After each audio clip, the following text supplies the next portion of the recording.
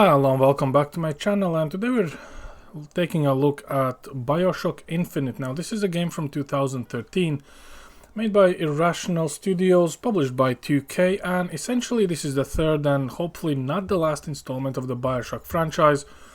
So let's have a look-see. Now as per usual, the requirements are very low, as you might imagine for a game from that year. So the minimum CPU is an Intel Core 2 Duo at least 2.4 GHz, and GPU wise the minimum requirement is NVIDIA 88 GT. For recommended CPU is essentially any quad-core CPU, so that would be Q6600, and for recommended GPU is starting from GTX 560. So obviously we're talking about 512 megabytes up to a gig, up to maybe 2 gigs eventually. And back in the day this was a very taxing game to play, so I think it's just fair to take it for a little spin. Graphically we're going with a 2K native resolution. Graphics quality is on custom because we can max this game out above from Ultra preset. So not only we're going with the texture detail and texture filtering on Ultra, we're actually going to use alternate post-processing API, which essentially should kind of give you a little bit better visual fidelity, but in all honesty, this is still a game from 2013, so don't get your hopes up. Outside of that, light shafts are on, ambient occlusion on Ultra and object level as well. No locked frame rate, no vertical sync, field of view is fully cranked up. Hopefully I did not do it too much because otherwise the game's gonna look like a fisheye effect. Everything else is as per usual. So let's jump into a new game and have a look-see. Because to be fair, this game probably should be replayed from time to time. So we're gonna start with new game and go from there. So yeah, obviously on a cookie difficulty, and let's see what Booker has to say.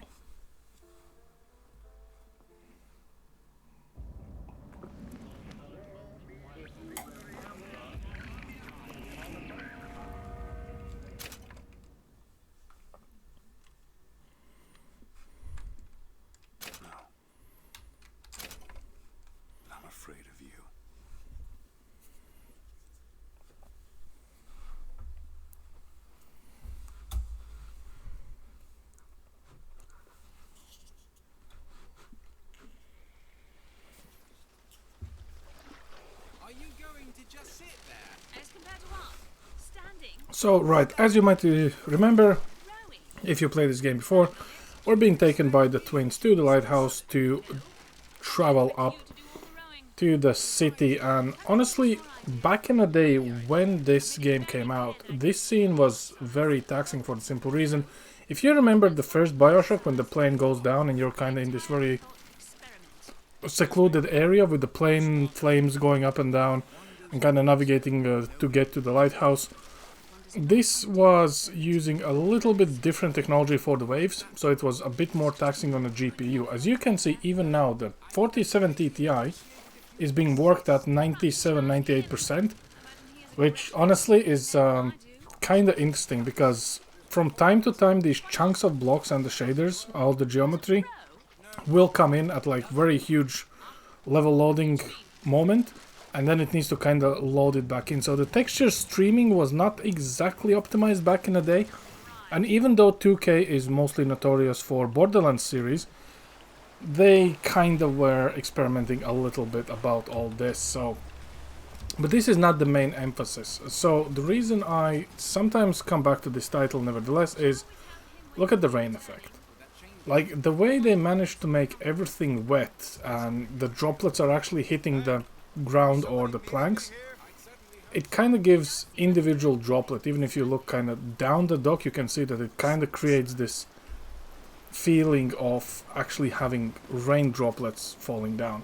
Now granted, this is very similar to full-scale rain, so if you go to the wall you can see that this is essentially almost nearly like a very simple animation. There's no much variation for it. But nevertheless, for 2013, this was something that the world never seen before, so it was kind of how it is. So let's just quickly head up. If memory serves me right, the secret code would be 1 time on the left and 2 on each side, but we'll see how it goes. So yeah, the backstory for this game, if you know, Booker is technically a war hero who is now indebted to a lot of bad people, and now he's being tasked to go and retrieve the girl, which turns out to be Elizabeth, obviously. And this game has created a plethora of memes where, hey, Booker catch, and Elizabeth cosplays are just all over the place. Now, granted, in this location you can actually loot some money, which might or might not actually help you down the road. In general, I wouldn't say that the gameplay loop is too demanding. It's more like a relaxing, story-driven game for it, so let's see how it is. Yeah, 1-2-2.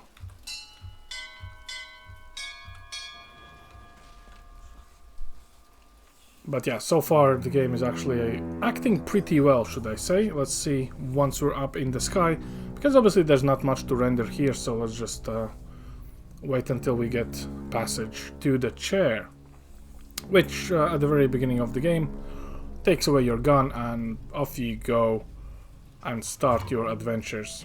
Obviously the game itself has got quite a few awards when it comes to the art style and the game motive or the storyline itself, but in general I must say the community is kind of relatively split between the general BioShock, like the first or even the second one.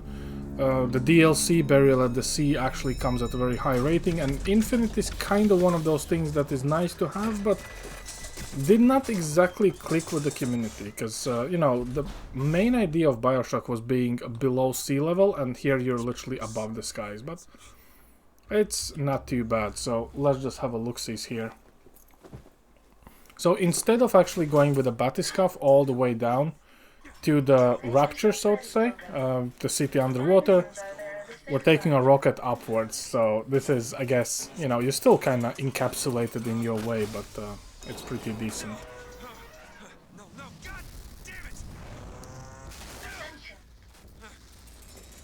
Attention in the count of 5. Count of 4. 3, 2, 1. Attention. Attention.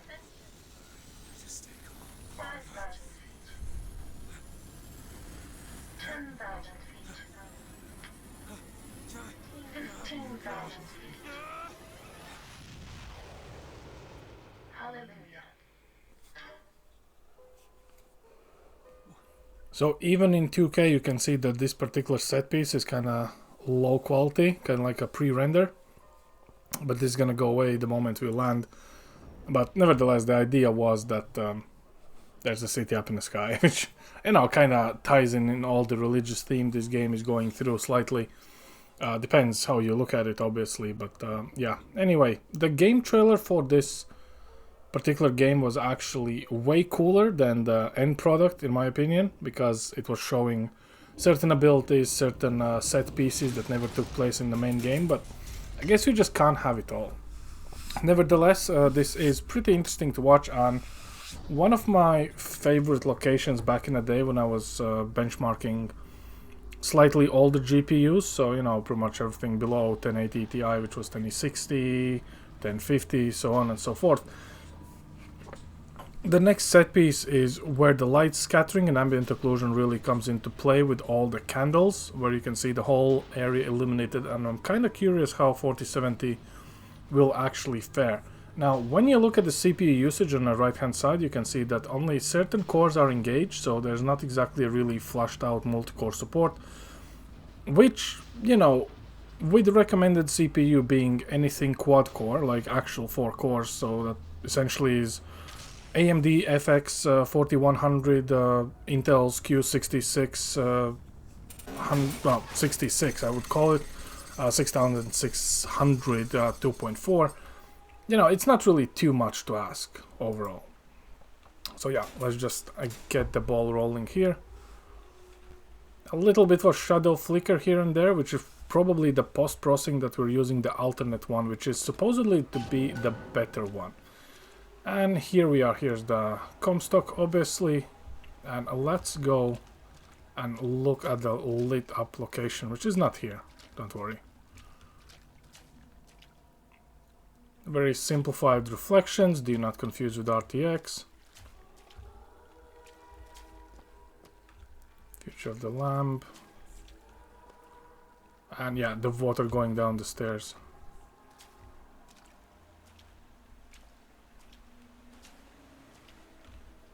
Okay. I accidentally circled back instead of going here.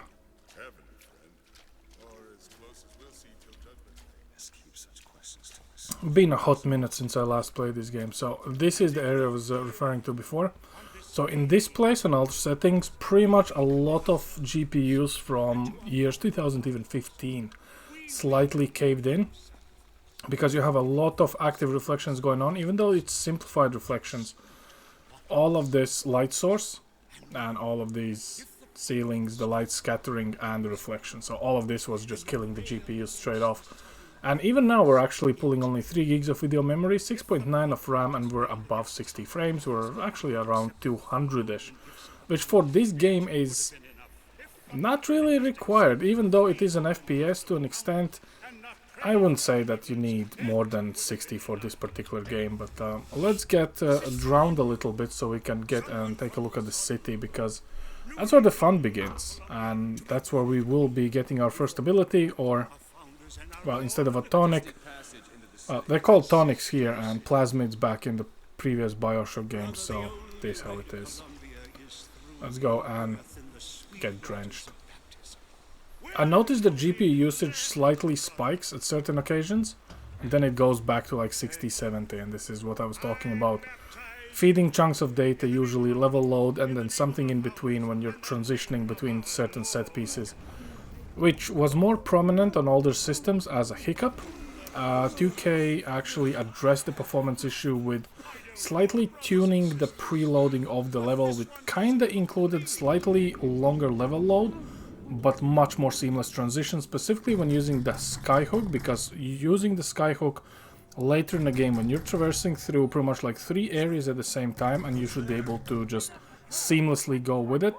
The game was stuttering because it kinda didn't understand that the border between 2 different areas was already crossed, and it tried to frantically load it back in, which, you know, kinda understandable. And back in the day, even when the game kinda glitched for a second or lagged, we didn't really think much for it. Now if the game glitches even once or hiccups, we go like, oh, it's so cooked, it's unfinished and not optimized. But it was a normal occurrence back in the day. And the devs were already pushing the envelope with this particular title. Now, couple shortcomings to keep the game files smaller is gonna be the textures for the plants. As you can see, this is literally not exactly even a 3D, it's like a 2D flowers, like just a placeholder here. And if we go up, let me see if I can catch the bird. Least observe it. So they added the colibris, and you can just see how the very simplified physics and movement of this bird is supposed to be. Like, this was a nice touch, and obviously, again, not many games had fully animated assets, but this was something that people saw, like, oh, there's colibris and there's like the flowers, and we didn't play games back in the day in alter settings, really. I mean, some people were, obviously, but majority of us peasants were just happy it ran, so this is how it is. You can talk with all the characters, you kind of can inquire, you can get some food, and I do believe there was some coins to collect as well. But this is where the main game essentially starts, once you dock with another portion of the city, and then you are free to explore, and you need to go and get captured and start off. So I'll try to pretty much speedrun it a little bit just to that point, because overall we could walk around this place until we hit half-an-hour mark, but I don't really want to waste your guys' time. And just look at the art style and the way it's all made. Like, you already have the rail lines, you have some motorized blimps, like the whole idea is that all of this city is self-sufficient in the sky. And the one thing that did change, apart from the devs' dreams, the idea was that you are able to go into every house and kind of like, you know, loot and do things, but due to the file size and the game's engine's limitations, they only allowed you to do it in certain shops. So there's only a couple shops you can go in, and only a couple buildings during the storyline you're able to get in and loot or find some upgrades like the shields or health upgrades down the way. But yeah, and even here, like, they're utilizing the flow. Now, the game itself, honestly, I must say, is kind of worth of a mention. It is worth of a replay. But still, like, when it comes to the games of that day and age, so to say, this kind of falls a little bit short. It's nice to replay and just to relive the BioShock vibe, but ever since the BioShock and BioShock 2 has been remastered, I would want to say that probably they are slightly better games, or at least, you know, when it comes to the franchise comparison, I would want to say the first is probably the best. It really captures the vibe. The Burial at the Sea is one of the best DLCs for the whole franchise. BioShock 2 kind of took an unexpected turn that you play as a Big Daddy, which I can understand that, you know, can be appealing to some people, but Infinite kind of took away both of these connections. At the end of the game, there is certain things lore-wise explained, but of course I'm not gonna spoil it for you guys if you never played the game. Go and do it yourself. We could wait until the singing guys come here, but I don't think if we're gonna hear them, because I did turn down the volume for the audio a little bit. So if you listen to this dialogue, it's kind of funny. Turn into some faint and radical on me, John. I do not want to be some character out of I Married a Vox Populi, now do I? So if you hang about the characters for long enough, it's time to get to your Telegram, you will get different voice lines that really kind of shows you the immersion level of the local politics and how the religion's taken over versus like the rebels and the government, which I think is kind of interesting to look at. Now, obviously, I'm not gonna nerd out about BioShock.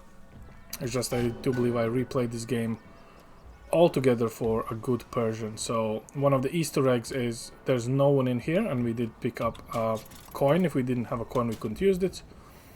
And here's the twins, literally right there, and if we exit, they're gone. So this kind of implies that these two characters are kind of not exactly, you know, deities, but overall they're not from this world, so I'd say they're kind of like guidelines, really. So let's get up. In here, obviously, you have a little bit of mini games, but yeah, I'm not sure if we wanna play all of them.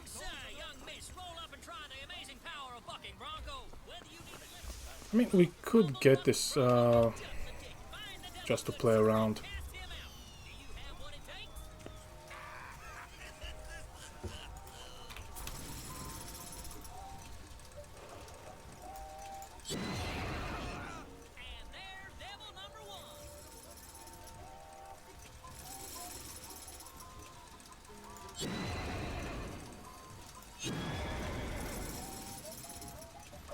Well, that should have hit.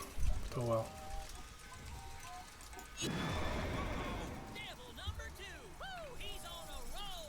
We already lost. It's 3 out of 3, I believe. Yeah.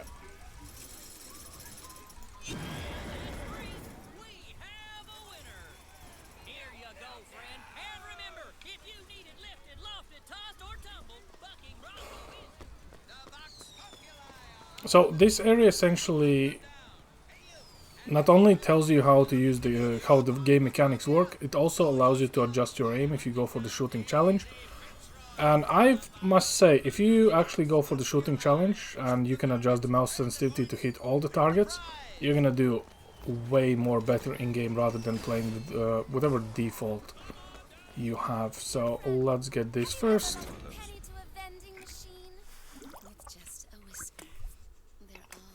And we need to explain the machine that we're allowed to go in, because it does require money, so let's see how that works out for us.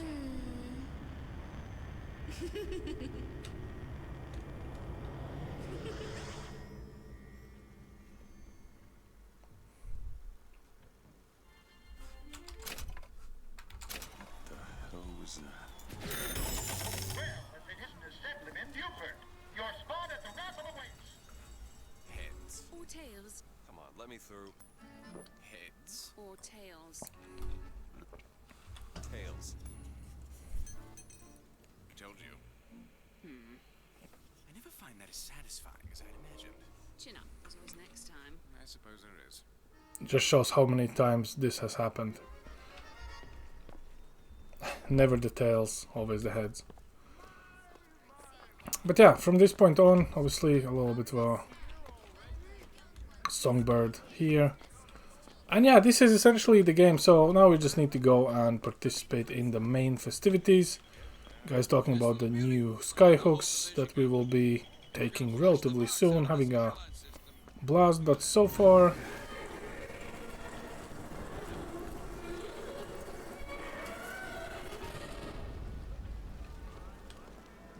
And there we are. But yeah, the game is running absolutely fine. To be fair, even in actual in-game environment, we're pulling 3.5 gigs of video memory, 7.2 of RAM, and we're pretty much all over the place. And again, once you get into the level set piece and it loads in, the performance is fine. So, you know, in between 120 and 240, you know, it is how it is, depends on what's on screen, and I would want to say it's completely fine for this particular game. So yeah, that's all I have for you guys today. Thanks for watching and hope to see you next time. Over and out.